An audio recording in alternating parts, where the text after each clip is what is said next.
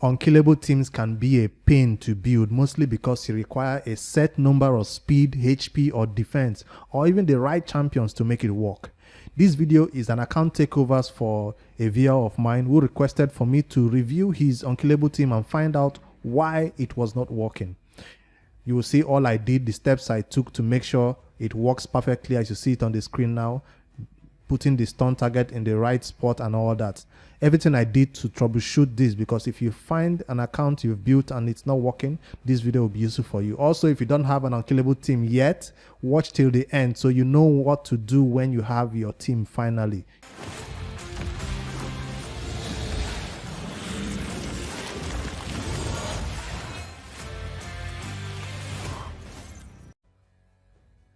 Alright, while we wait for the turn 50 to reach so we can see the final numbers, I'll put it out there again in case you don't know. I accept account takeovers. I can review your account. I can build teams for you, not just for Clan Boss, for Dragon, for any part of the game. I can help check out your account and recommend some things, even build it for you, all for free though.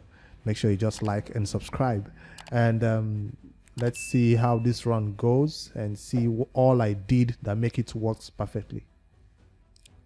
I do accept this not because I'm a pro Raid Shadow Legends player or anything. Yes, I do have over 1 year of knowledge of playing the game and building teams. So I'm putting that skill to the test to see if I can actually apply it to your account. I know there are a lot of people who will just do it a lot faster. And there are tools out there now. The Hellhade's artifact extractor makes it really easy to build these teams. But if it's not just working for you, then that's where you need somebody like me to find out that missing piece, like I did for this Nightmare Budget Unkillable team. You can tell I'm really proud of this solution. Of course, if it did not work, you'd not be watching this video. I could have just scrapped the video and say, hey, it did not work, sorry dude, maybe we'll have to build it from scratch. So immediately I logged into the account. The first thing I did, I went to the Hellhade's tool. I'm like, yeah, I'm about to build a team from scratch. The player has already built his team. He had all the right speed, he had all the right HP and defense and all that. But I'll show you what he was missing. On the last turn, everybody goes down. All right, 31 million damage for Nightmare. This is 1 key Nightmare. That means he can also use this team to 3 key Ultra Nightmare. Let's take a look at what I changed in the account that made it work. The first thing I did, I opened up Deadwood's Jedi Clan Boss calculator for Budget Unkillable teams, and I looked at what I needed. He needed Nightmare build. So this is what I'm looking at, right? Nightmare build. So if you're also building for Ultra Nightmare, remember you have to take that into consideration. It's different for an Ultra Nightmare build. So if it's for Spirit Affinity, it's also a little bit different for Spirit Affinity. Take note of that. The speeds are a little bit different. So with this in mind, I wanted to check if the player met all the requirements in terms of speed. So if you head over to the account, we'll take a look at Man-Eater first. Total stats, 241. Did he meet it? Yes, 240, 241. That's a check. You check the speed. That's not all you check about Man-Eater. You also have to check the Masteries. If he used any of the right Masteries. The one we're looking at is this one, Life Drinker. Every member of the team must have Life Drinker except your stun target. So I'm looking to make sure everybody in the team has Life Drinker except for the stun target that must not have this Life Drinker mastery set. So counter attack is cool, but for Painkeeper, counter attack is a bad idea. I also make sure that you don't come to this support tree and select any turn meter boosting ability like this one or that. So any cooldown abilities like reset cooldown skills, we don't set those ones. So there is a mastery that Deadwood Jedi has already set for this. Take a look at his video for detailed instruction on how to build these teams. If you're also looking to build your Man-Eater team from scratch, maybe I'll request that and I'll put a video out there for you. But I already have mine built, so maybe I'll need your account to put that video out. So look at the masteries to make sure that important mastery is selected, which is Life Drinker, for everybody except the stun target. So life drinker is set on Man-Eater. Who is the next person? Painkeeper is the next person I need to check on. She also has Live Drinker set. Masteries done. More HP, good. No counter attack Masteries. That's awesome, because if you put her on counter attack Masteries, she will boost her speed, her turn meter, I guess. And for her artifacts, she has a total stats of 221. Let's see if we meet that speed for this. Yes, 218 to 222. That's our required speed. So anything in that range will do fine. So the speed requirement is met. And then Painkeeper needs to be the second person with the highest HP in the team.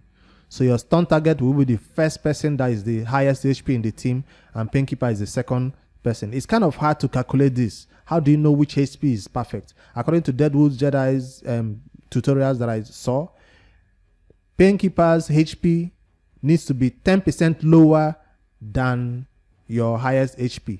So if your highest HP is 40k, Painkeeper will be 10% lower than 40k. Just do the maths, you'll see it. So I think the example that was given is if Painkeeper was 40k, your highest HP will be 44k. So right now, Painkeeper is 42k. That means my highest HP should be about 46 to 47k. So let's check that right now. Our stun target is Occult Brawler. So his HP is 48k. As long as you don't hit that 50k mark, because the clan boss gets weird when you begin to go over 50k or 50k, don't reach 50k, please. So 48k might work. So I was like, if it fails, I'm going to reduce it to 46k. But hey, it worked at 48k. And the speed for the stun target is 121 for Nightmare. The speed for Ultra Nightmare is different, remember? The speed for Ultra Nightmare is 111 to 118 for the stun target, and 121 for Nightmare. So that's checked. We want to also see, where is the game? The HP is 48. So Painkeeper and the stun target are in the right HP range, I guess. In terms of defense for the stun target, I actually had to remove a defensive ring. The stun target was about 1,200, 1,100 defense. And I saw a defensive ring he was wearing. I was like, nope, you're not wearing that. I took it out. Not just because it's going to help or anything, just to make sure he gets really, really low. Just to make sure. In my team, in my personal team, I actually put Painkeeper in a, what do you call this? Lifesteal set, so she can always heal herself up and not be low, because I was not relying on her dealing War Master damage or critting to heal herself up a lot. So if you can find attack, stats. I don't see any attack. Yes, this one will do perfectly fine. So I can equip this for Occult Brawler to boost his attack. This does not add to his HP. This does not add to his defense. So an attack ring is what your stun target might need if his damage is based on attack. I don't see, this is the defense ring I had to remove, although he had some attack, but no, this defense was just too much. So I think that attack ring was perfectly fine. Let's just put it on him. You can level it up later because we are low on silver. Remember, before you contact me for your account takeovers and regears and stuff, team building, make sure you have enough silver. 10 million at least, 15 million maybe. Even if you don't have silver, I'll still take a look at the account and make my recommendations that you can do when you do have silver. So, but he already has his build, and I made this little change for Occult Brawler to make sure his defense comes down really, really low, but because he needs to be the lowest in the team. I didn't boost any of the stats. I suspected that this might be a problem. I saw, this Divine Life gives a 15% shield at the start of the turn, right? So Occult Brawler starts the game with a shield on him, 50% thick shield. I was like, dude, maybe the clan boss might not want to hit Occult Brawler when he has a shield on him, because that shield lasts for 3 turns. The clan boss A1, the clan boss A2, and the clan boss turn. So if the clan boss turns on the A3 and then there's a shield on Occult Brawler, he might be like, maybe I don't want to target that champion, and then he targets somebody else. So that's my thought, and then I corrected myself. Nope, there's no way that shield is lasting 3 turns. The clan boss A1 alone is enough to deplete that shield. A2 is also big. It might deplete the shield if the A1 is not enough. So yes, that wasn't an issue. If that was an issue, I would have changed this Divine Life set for a more broken set that does not put a shield. But hey, that's what I thought of when I was looking for troubleshooting what might be wrong with the account. All right, so that's the stun target. His Masteries, take a look. He doesn't have life drinker. This is really, really important. It's very, very important. Your stun target must not have life drinker. It must not be Occult Brawler. It can be Frozen Banshee. It can be any other. I use Geomancer as my stun target. So depends on who your stun target is. Make sure they are really, really low and meet that stats. And that's who is the next person now. I've checked out Man-Eater, Painkeeper, and the stun target. The next two people are your DPS, right? He is using Feign and Dracomorph. So this is where the problem lied. He had his Dracomorph. When I checked the stats, I looked at the stats, and the stats says Dracomorph 175 speed. I went to Deadwood's Jedi site. The stat says yes, 175 to 178. So he was fine. He had the right speed on his Draco. He also had the same speed, 175, on Feign. So he was at the perfect speed. But so why was this failing? This is where the Deadwood Jedi speed calculator comes in. This is where it's really, really important. You think you have the right speed. You are sure 100% that you have the right speed. You see it right there. It says 175. But when you come here and punch it into the calculator, guess what? I punch in 175 into the calculator and look at true speed. True speed says 174. The same thing for Feign, 175. True speed said 174. Now you might go to the clan boss, start the run, your stun target gets the stun, you walk away from your computer and you come back, you see 10 million damage, 13 million. You're like, what happened? Why did the run fail? It's because of this true speed. It doesn't, take note in the beginning of the run. Slowly in the middle of the run, it will now see that you are running low on speed in terms of the turns, and somebody will fall short when the ability is supposed to happen. That point, little percentage that is missing there will finally catch up with you and mess up your run. So instead of you to be below the required speed, be above, being in the middle of the required speed. So I had to go get glyphs to make his DPSs 176 each. Remember, when you're putting in stuff in the Deadwood Jedi calculator, you must specify your sets. People just type their speed and they expect the speeds to be correct. No. Here's what I'm talking about. If you set your speed and you just put this on none, it says 176. But if you set perception, because yes, Draco does have perception, it shows you the actual true speed. So if you check out Draco's, he does have a set of perception. Man-Eater has two perceptions, one set of perception. Painkeeper had two perception sets and one speed. It can also put that in the calculator. Where is it? Painkeeper, 121 speed,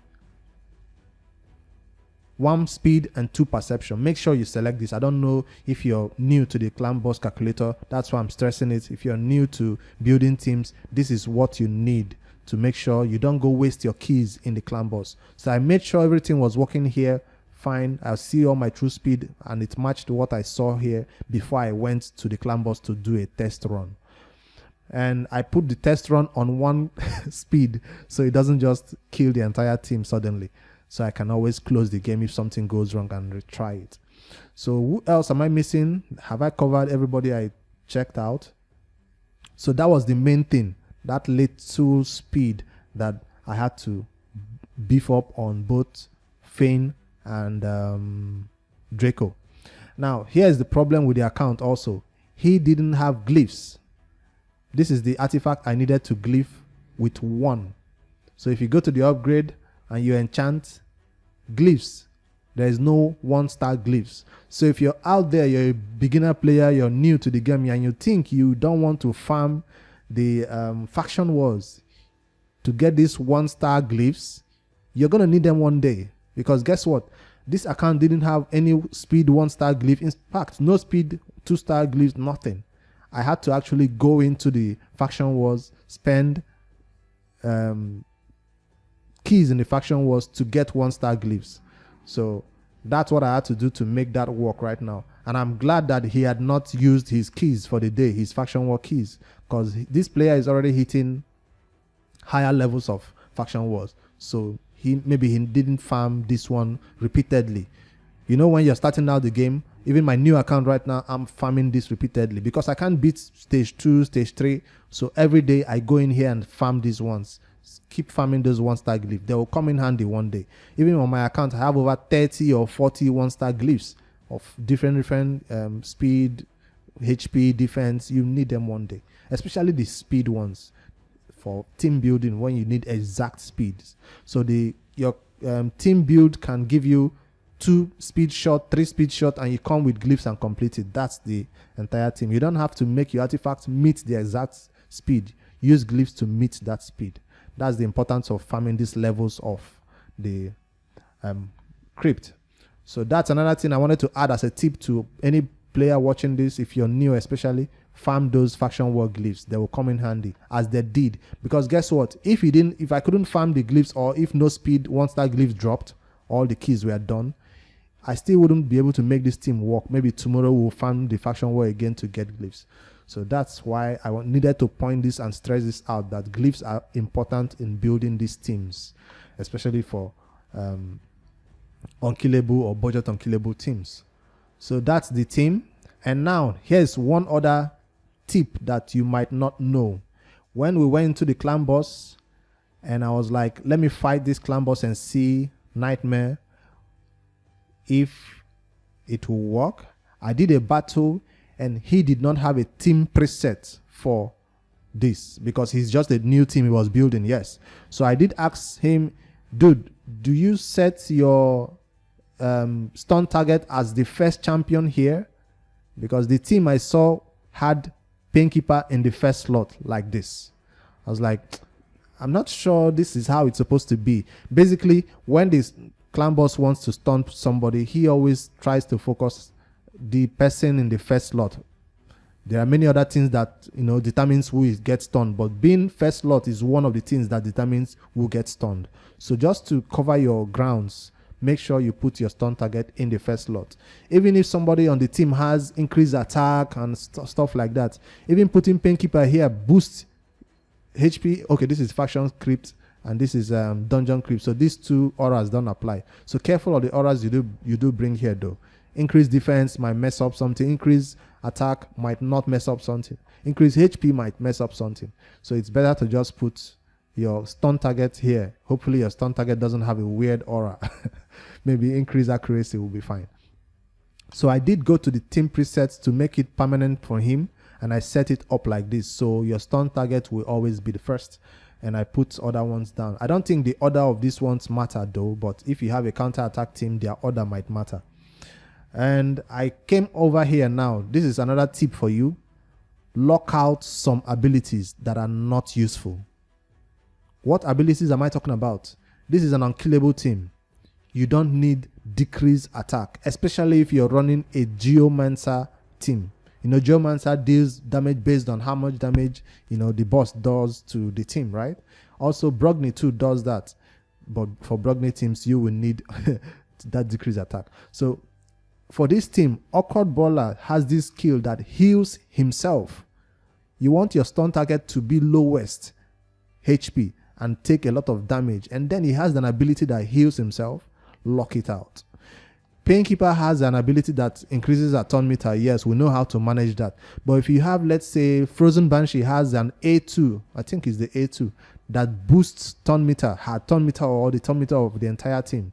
Lock that shit out. Because I've seen, although she doesn't use it in Clan Boss, we know. But just to be sure, she doesn't just go crazy sometimes and use her turn meter boost. Lock that shit out.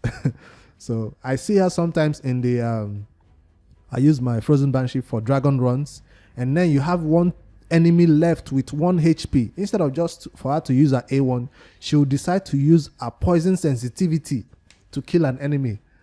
So that I think that's stupid. That's really, really crazy stuff. Using that frozen bashes skill when we needed it for the dragon. So I don't want her to use that skill just randomly. So let's lock something out. So this is what I found out. That I asked the player, did you lock this out? He said no. So if you're not sure what I mean by lockout, click don't use. You don't want your Awkward Brawler to heal himself. Now, even for my normal team, I'm not talking about unkillable teams, Awkward Brawler does damage through poisons. A1, A1, A1. He's there for the A1s. For normal teams, I don't use this A2 on Awkward Brawler. I'm not talking about unkillable. I lock it out also on my normal team. So he just does his A1 all day long. So that's what you need your Awkward Brawler for. I lock this skill out so he never uses it. Except you don't have a healer or you need him to heal himself. Maybe if you're a newer player and you just got Awkward Brawler and you don't have a full team to support him, then maybe. But I have a Skull Crusher, I have an increased defense, I have a shield and all that. So he stays alive without healing himself. I think I've stressed this enough. What else do you need to lock out? Feign has a decreased attack on this skill, right? Is this one? Yes. Places decreased attack. Fine, she's a poisoner, but remember we have Dracomorph. So Dracomorph is the only poisoner that is needed. Feign is here for this ability, right? Decrease defense and weaken. Doesn't Dracomorph also do decrease defense and weaken? The same thing. So what is Feign doing here? I don't know. I'm not too used to Feign and Dracomorph, these two champions, because I don't use them. But remember, you can put any DPS here. I think this is the highest damage dealing champions he does have on the account. That's why I put them here. And they both do poison damage and both do decrease defense and weaken also. Feign does it on a 3-turn though, which is awesome. 3-turn and so on. But what I wanted to say is lock out Feign's decrease attack because you don't want her reducing the damage the boss does to your team. Especially again if you run a Geomancer team. So I will personally lock this skill out. I didn't lock it out for him. Maybe he needs it, but I don't think it's needed for the team because Draco is enough poison. If you finally get somebody who can increase the debuffs, somebody like the Vizier, I think he will replace Feign because Draco plus Vizier is awesome. I don't know who else can be replaced with Feign. If you have experience about this, maybe you recommend something in the comments below. So those are the little tips I had about locking out and save changes. Yes. So you saw the Clan Boss run. You saw it was successful. You saw our final damage. He can also run that same team if he only replaces the speed of your stun targets. If you needed to run for Nightmare, for Ultra Nightmare, you need to be 11811 around that amount. So maybe you need to change one gear or take out one gear. I don't know how you're gonna do it, but good luck. I hate doing that. So I use a normal team for my Nightmare and I use an unkillable team for my Ultra Nightmare because I don't want to be switching gear out just because I want to drop speed or come back. I found those 100k, 200k charges of removing and putting gear back. I found it very expensive. 100k, yes, is expensive for a free-to-play account to be doing every day. So I decided to use a normal team for Nightmare and an unkillable team, budget unkillable team for Ultra Nightmare. I don't switch my gear out anymore. So that's a little tip for you if you can get a normal team for your Nightmare and then use an unkillable team for Ultra Nightmare. And for the last and final tip that I gave to this account that I found might be an issue. I forgot about it. Yeah, the last and final tip that I found was the rotation. The rotation right here. Which ability should go first? Which ability should go next? The first few turns has to be manual. The first few turns has to be manual. So I did ask the player, yes, he did know how to do this and all that. Most players who have built a perfect budget unkillable team might be getting this rotation wrong. So here's me trying to explain it. When the fight starts, don't be on auto, of course. Be on manual. So if you're starting your clan boss battle, here, don't select this shit. Make sure you turn it off. So the fight doesn't just start automatically with players using random skills. So you want to be the one doing Man-Eater's A1 for Nightmare, of course. Then everybody takes a turn. When it's Painkeeper's turn, she does her A3 first. Man-Eater's second turn, he does his A3. Don't click auto, even you see auto there. So you use your A1 the first time Man-Eater goes. You use your A3 the second time Man-Eater goes. The third time Man-Eater goes, you can use whatever. A1, A2. That's why it says auto. But I prefer to also follow Painkeeper's lead by doing Man-Eater's A1, A2, and so on. So Painkeeper's A3 is the first one she uses. Her A1 is the second ability. I was surprised to see this because I was like, why is she using her A3 when there is nobody's skill on cooldown? Yes, Painkeeper will still use her A3 if you do it manual when there's no skill for anybody to, All right, so use her A3 the first skill, her A1 the second time, her A1 again the third time, and finally, before the clan boss is about to do his turn, that's when you should use her A2. If that is in line and she heals the entire team before the clan boss hits the stun target, then you can auto. So if he hits the right stun target, you know you're fine. It says everyone else any skills, so that's why you can use any of their skills, and that's why I found decrease attack to not be one of the skills you could use. And I think that's it. It's different rotation count for Ultra Nightmare. Make sure I have actually this on my desktop because it required something you have to memorize every day. I saved it on a notepad on my desktop. When I'm about to start my clan boss run, I just launch it and make sure I look at it before I do it. If you do it for about 1 week, 2 weeks, 3 weeks, you eventually not need a notepad anymore to tell you which skill to use first and which one to use next. So that's my little tip and how we got this clan boss team that was already built.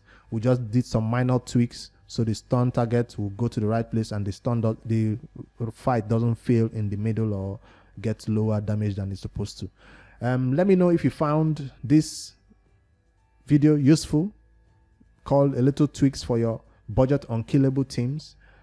If I missed out on any other thing, I think you can let me know in the comments below also. Did I do good? I'm happy I didn't have to build this team from scratch though. This player already did a good job with all the HP levels and the defense levels and all that. I simply had to come in there and find those little things that he might have missed, which I'm sure that if you're finding difficult to, your clan boss team is failing sometimes, some of these tips I've given might be helpful for you. If it's useful to you, drop a comment below and let me know also that this video was useful to you. My name is Biggs5D. Drop a like, subscribe, and I'll see you guys in the next Raid Shadow Legends video. Good night.